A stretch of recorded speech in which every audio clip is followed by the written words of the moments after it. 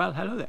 You join me on a Monday afternoon. It's about 1:45, and the sun's just gone in.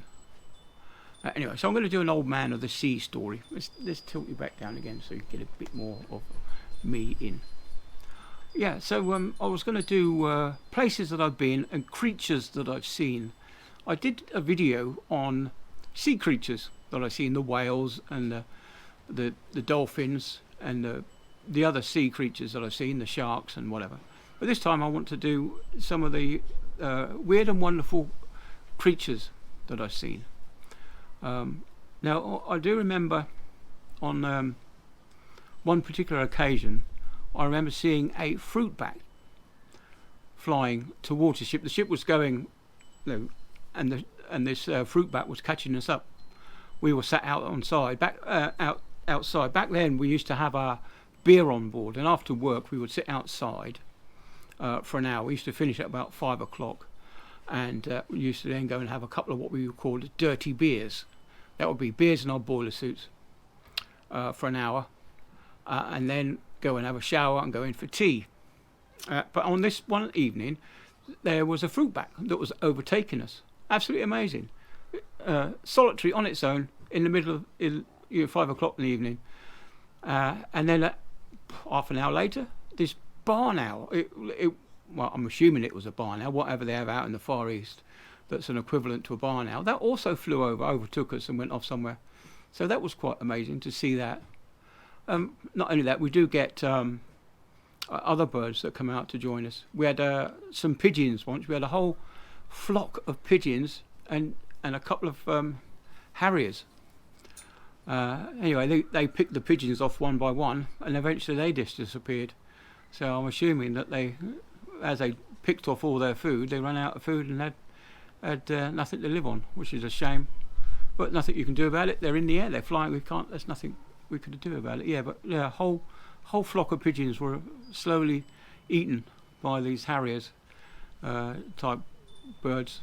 Bit of a shame.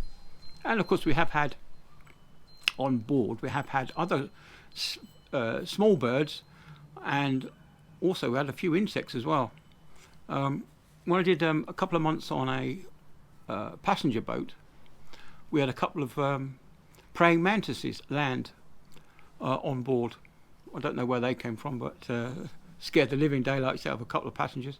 And I just happened to have just finished work and gone up for a little light refreshment, as you do. And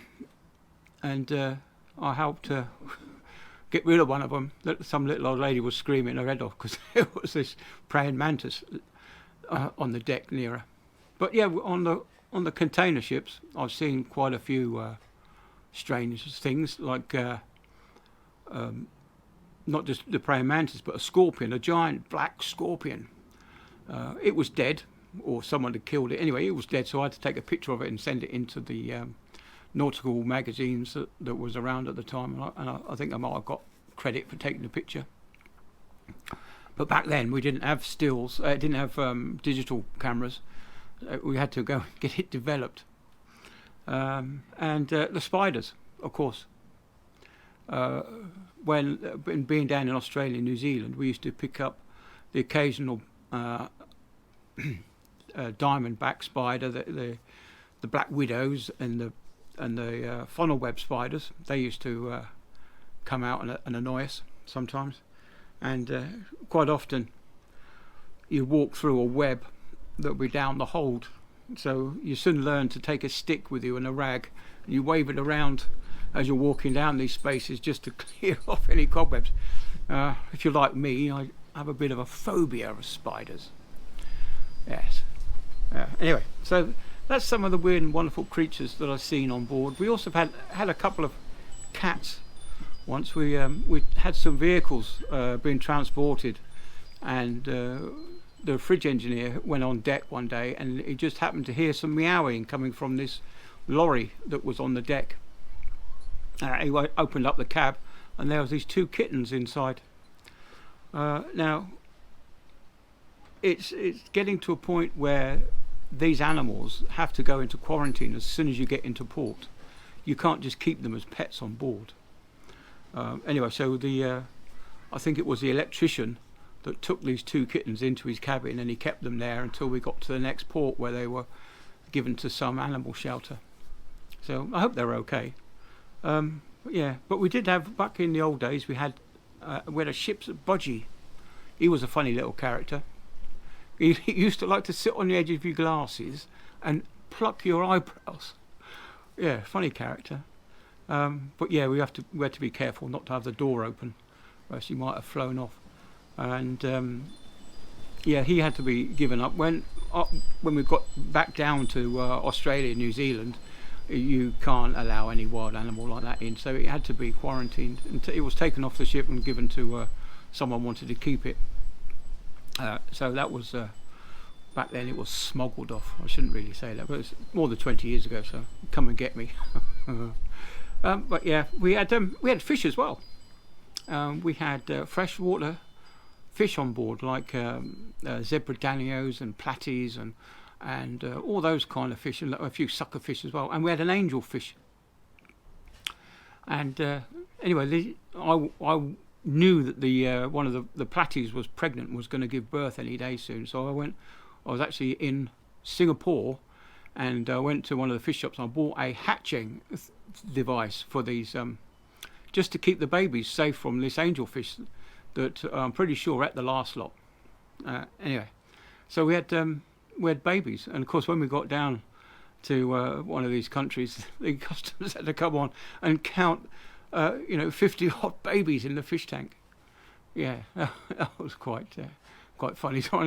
Watching this guy trying to count 50 babies as they're swimming backwards and forwards. I think he gave up in the end. He just estimated, but we gave him his word that they weren't going to be shipped ashore or flushed down the toilet. They would have been, if they had died, they would have been properly disposed of. But yeah, so that's a few of the creatures that I've seen or had on board ship, and of course some of the places that I've been as well. I went ashore in Singapore. Now, if you ever go out to the Far East, you have to visit the zoo, and you have to visit the bird park in Singapore, because they're just wonderful places. The Singapore Zoo doesn't have that many cages. A lot of them are open plan with moats, and the moats have these electric fences around, so the animals might be able to swim halfway across the moat, but then they come up across an electric fence, which puts them off a bit. Anyway, as I was walking around the zoo looking at I turned the corner, and what looked like on the path dead ahead of me was this massive, great big kimono dragon. And I think I might have some stills, photos somewhere. I'll have to dig them out. Well, they're around somewhere. But I did take a picture of this giant kimono dragon. Looked like it was on the path, because the path winded down past its enclosure. Anyway, as I got closer, I realised that it was actually inside. The bird park. There's some wonderful creatures in the bird park. Yeah, some of these tropic birds and tropical birds of paradise. Absolutely amazing. And I'd really love to go back there again one day. Maybe if I win the lottery, I'll be able to afford to go. But anyway, yes. So I went to that's right, Seattle. I paid off a ship in Vancouver. So we went to Seattle first, and then we went across to Vancouver, and I left the ship there. I don't know if I mentioned it before, but that particular trip, I flew around out to Taiwan, took the ship out to Seattle and Vancouver, paid off the ship in Vancouver, and flew home. And that took me 18 days. So 18 days to go around the world, and one of those days was spent in the air on New Year's Eve, flying out back to England. But yeah, I went to the zoo the aquarium in Vancouver, and what a wonderful place that is. It's absolutely spectacular. The sturgeon, they have a big tank of sturgeon there, massive, and there's the beluga whale, the sea canary, or the white whale, or the what's the other word for it? I forget the name of it now. But the white whale that you get. What's the name of it? Anyway, it'll come to me. was swimming around in his little tank. He was quite a pleasant chap. He'd come down to see you. As I walked past, I was one of the first people into the aquarium that day, and he did do some performance for me as I stood in front of the glass. Yeah, that was quite nice. Oh, and a giant seal as well. Yeah, there was I forget the name of it now, but it was one of these giant sea lions. Yeah, he was doing some tricks for its owner, and there was a few dolphins and killer whales in their little enclosure, but they did seem a bit sad, so I didn't spend too much time with them. But this white whale was very fun to watch, and of course all the other little fishies as well. But yeah, that was my time in Vancouver that time, and I have been to other places as well. Back to Singapore again. There's a small holiday island called Sentosa. It's part of it has a military museum because they were involved with the Japanese during World War II, and the British were prisoned there. So I walked around there to have a look at the museum, and lo and behold, this huge great snake slithered across the path in front of us as we were walking around, a group of us. But yeah, that's some of the creatures that I've seen in some of the places I've gone to. But I've been all over the place. You know, I've been around the world at 20 odd times. I've lost count now. I've been through the Suez Canal 8 or 9 times. Panama 8 or 9 times. The Suez Canal, 20, 30, 40 times. I've lost count of the Suez Canal. But Panama, that was nice. I saw a crocodile or an alligator on the banks as we went through the Panama Canal.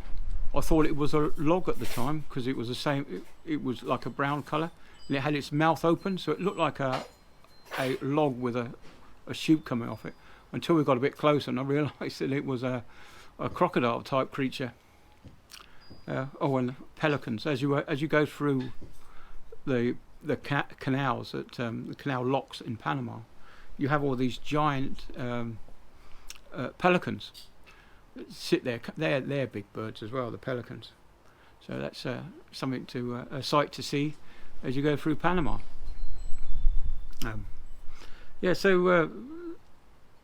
Places that I've been. It's obviously I've been around Europe, France, Germany, Spain, Italy. I've been into the Black Sea. Black Sea. Obviously, I've been up and down the Gulf. The Gulf was hot. Went up to Dubai, and that's pretty hot up there.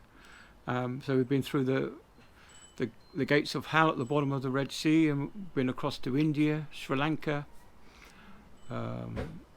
and Australia, New Zealand. I've been to Hobart. So in Australia, I've been to Fremantle, Sydney, Melbourne, Adelaide, and Hobart. And on New Zealand, I've been all over there as well.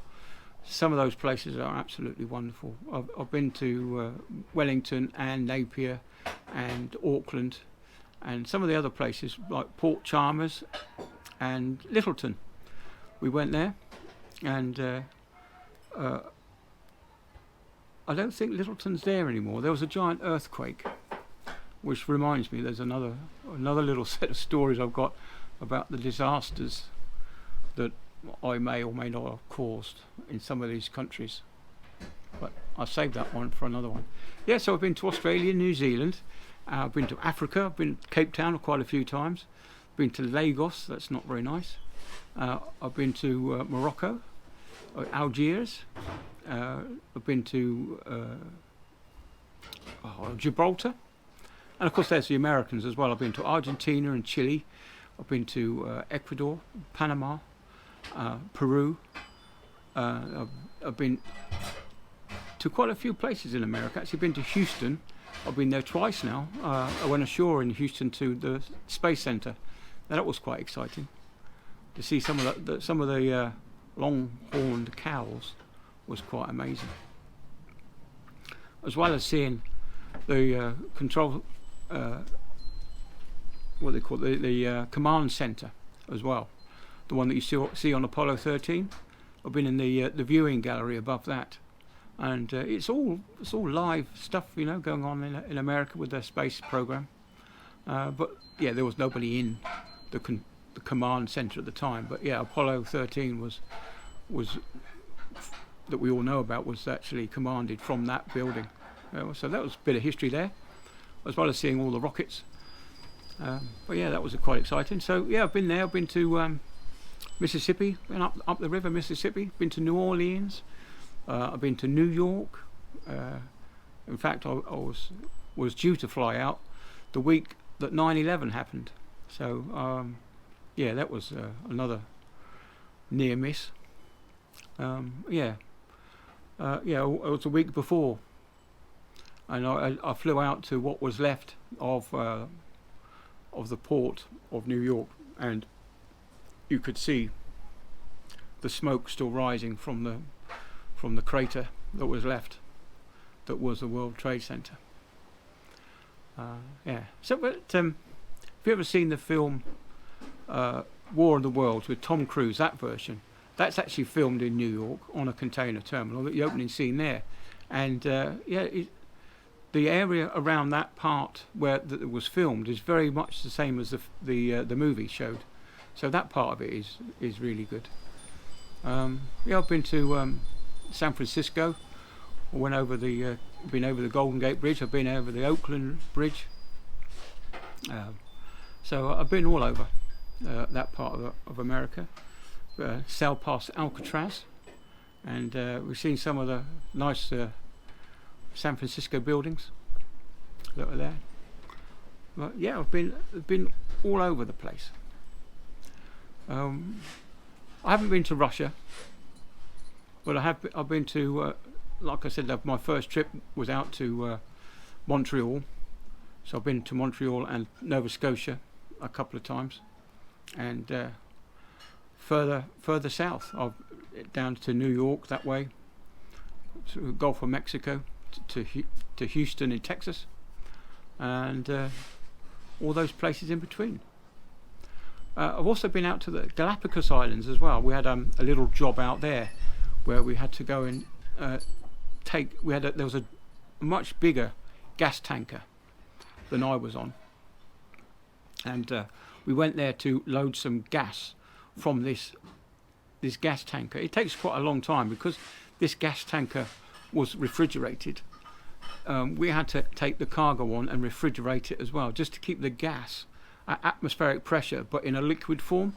So you're using ammonia to cool the gas, and then once the gas is cold enough, you're using the gas as a refrigerant.